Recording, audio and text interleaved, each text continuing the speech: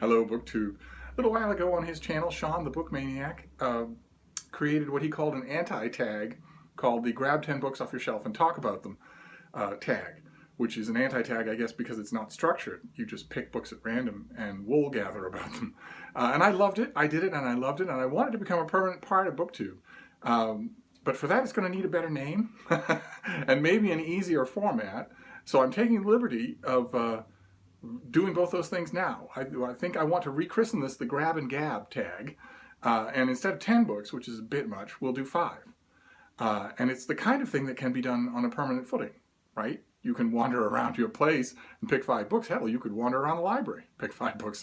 So this is a continuation of Sean's anti-tag, but it is also a kind of inauguration of a Grab-and-Gab.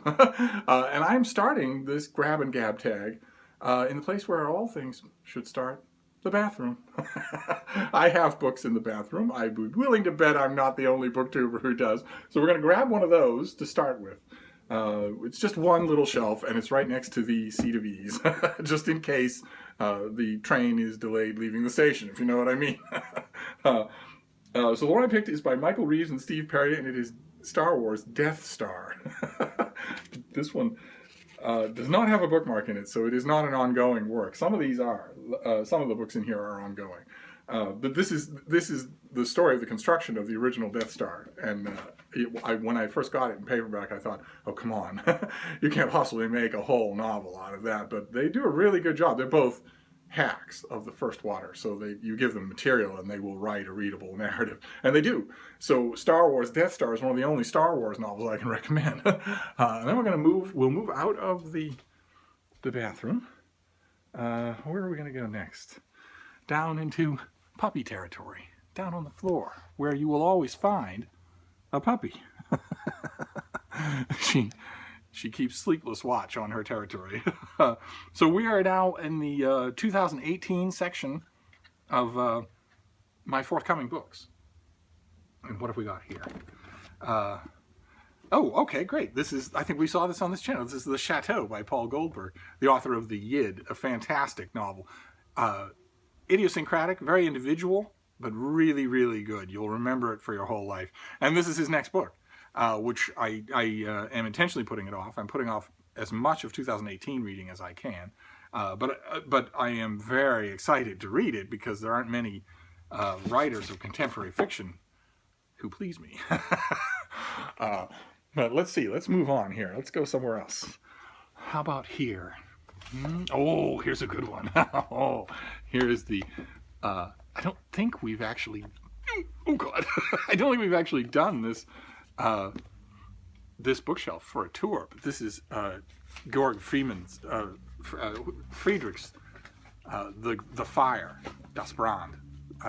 This is the English language translation of his incredible book about the bombing of Dresden. Oh, my God.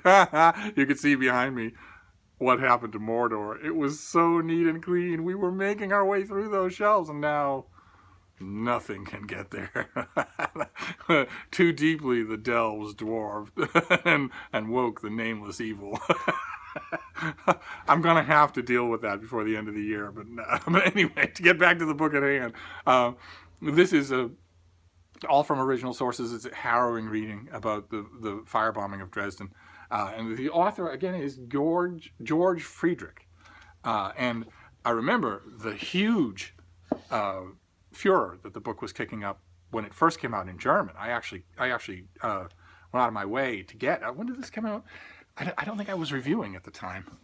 Or I would have pitched this like crazy. Yes, it came out in 2002. So I wasn't. And the English language translation came out in 2006, and I still didn't see it for a long time because I couldn't just ask for books back in 2006.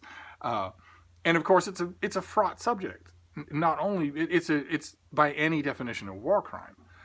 It's also the subject of in Among the Dead Cities by A.C. Grayling, his best book, and it's also the subject of the big breakout bestseller by the now disgraced British historian David Irving. Who has been tried and found guilty as a Holocaust denier, and whose original book was was going originally, again, going back to the original sources and trying to estimate the sheer size and scope of what happened at Dresden. And the details are horrifying. Oh my God. You wouldn't want to hear them. They're horrifying. But anyway, so that's 2. Let's move on. Where can we go next? Oh, here we go. All right. Good. This will be 3. This is a nice, pretty anthology collection of the novels of Mary Roberts Reinhardt, a mystery novelist who's now completely forgotten. Not a lovely cover, but whose books are, boy oh boy, steely plots, and a little bit wooden on the dialogue, but wonderfully entertaining. Just wonderfully entertaining. And then right next to that is the paperback of the Borgias by G.J. Meyer, which has that lovely illustrated cover. I was very happy with the cover choice. That's actually a drawing. And I think we talked about this on the channel before. This is, again, going back to original sources and Meyer trying to figure out when exactly the black legend of the Borgia family began and why and who began it. And it turns out that you can easily make a case that it was all anti-Borgia propaganda and that there isn't any truth to it whatsoever and that we may never know the truth. But this one, if I remember correctly, has a very sexy blurb. Let's see. Does it? Mm-hmm. Huh. I could have sworn it did. Oh, yes. Meyer brings his considerable skills to the another infamous Renaissance family, the Borgias, a fresh look into the machinations of power in Renaissance Italy. He makes a convincing case that the Borgias have been given a raw deal. So it got a wide printing and it got a reprint in paperback, so you will see it. So I guess in addition to showing it to you in the Grab-and-Gab Tag, I also highly recommend it. It's really, really good. And what else have we got here? Well, we're finishing up, right? Yes, we're finishing up so that I don't get tweaked again by Curtis Books and Film about counting wrong. Somebody's invitation to SteveCon 18 is hanging by a thread. But this next one is a big anthology. It's a collection of Diane Carey, the Star Trek writer, came up with an idea for something called the Captain's Table. Hang on a second. We're having a little bit of a problem with the dogs here at Hyde Cottage. I'm trying my best to stop it from happening. My old dog is starting to frantically bark whenever the little puppy looks at her. And the don't make eye contact with me rule only applies in Hollywood studios. It's not going to apply in this house. But I don't want to discipline her either, because she's at the end of her life and discipline is wrong for somebody who's done it all and been there with me the whole time. So it's a logistical problem, but I'll deal with it. But in the meantime, fortunately, she's so ailing that she can't bark very loud. But the thing that I want to avoid is for the puppy to start barking back, because then that could go on for hours when I'm not here. But anyway, so Star Trek. Diane Carey came up with the idea that there is this semi-mystical place called the Captain's Table. It's a bar. And the only people who have access to it are ship captains. But all ship captains do, anywhere, throughout time or space. It somehow appears wherever they are on a rainy night, and they have access. They can go in and mingle with their own kind, with their fellow captains. And it's a kind of a dippy idea. Star Trek usually doesn't do the mystical stuff, except the existence of souls, which they love, and which is the heart and soul of mystical stuff. But they usually don't do it, and I would ordinarily give it a stern look, but Diane Carey is so good, and it works. So there were, back when Star Trek was running, 6 novels a month, they did the Captain's Table running through all of the different incarnations of Star Trek, because why not, right? No matter where you are, if you're a captain, you can go there. Even if you're Captain Janeway stranded in the Delta Quadrant. And that's what happens. And it's wonderful. Oh, wonderful. You have, I don't know if you can make that out the cover there. You have Captain Sulu, Captain Kirk, Captain Picard, Captain Sisko, and Captain Janeway. And then on the back, we have Captain Pike and Captain Calhoun, who was a creation of the writer Peter David, who created a starship and a captain and a crew, and then gave them adventures. And each one was a novel on its own, and this huge thing collects them all. or almost all of them.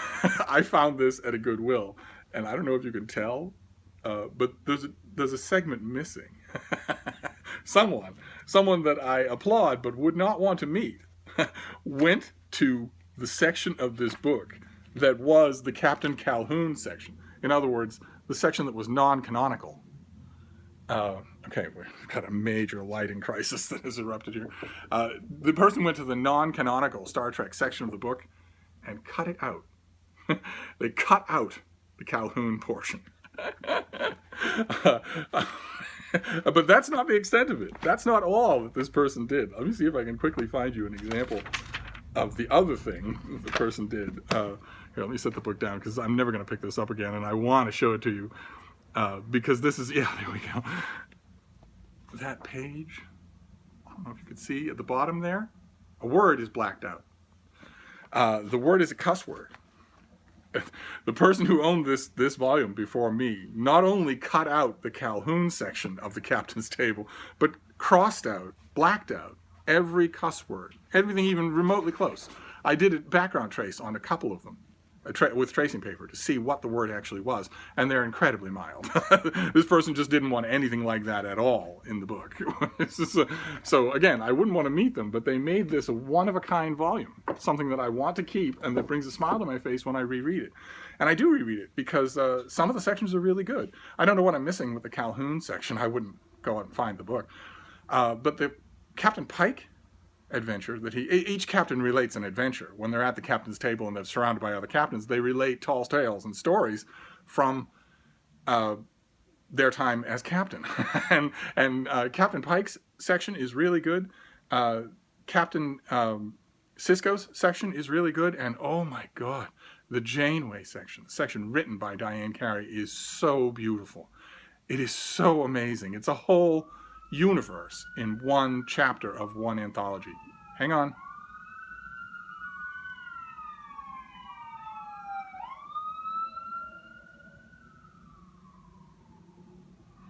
Okay, so, you know, again, it's definitely serves as a recommendation. I have never seen the anthology anywhere, so it might not have had a large print run, but the individual novels you'll see.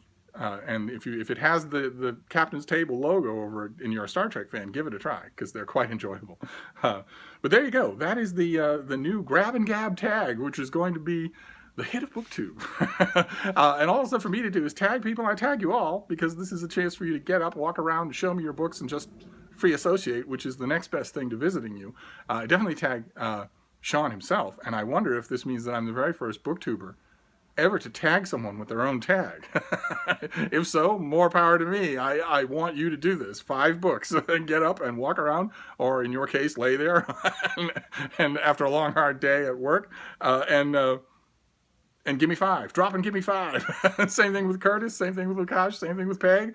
Same thing with Sue at Sue's Book Nook. I want a grab and gab from all of you. I'll wrap this up now, and I'll see you soon. Thank you, BookTube.